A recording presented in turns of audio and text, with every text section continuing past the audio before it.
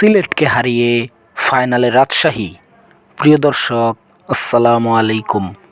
বড় লক্ষ্য তারাই শুরুতেই পিছিয়ে পড়ে সিলেট টাইটান্স। ওপেনার জাকির হাসান ও তিনে নামা আরিফুল ইসলাম দ্রুত ফিরলে চাপে পড়ে সিলেট। সেই চাপ সামলে পারভেজ ইমন ও স্যাম বিলিংস দলকে ম্যাচে ফিরিয়েছিলেন, তবে তাদের বিদায়ের পর আর কেউই সুবিধা করতে পারেননি। তাতে 12 রানের জয়ে ফাইনালের টিকিট কেটেছে রাজশাহী ওয়ারিয়র্স।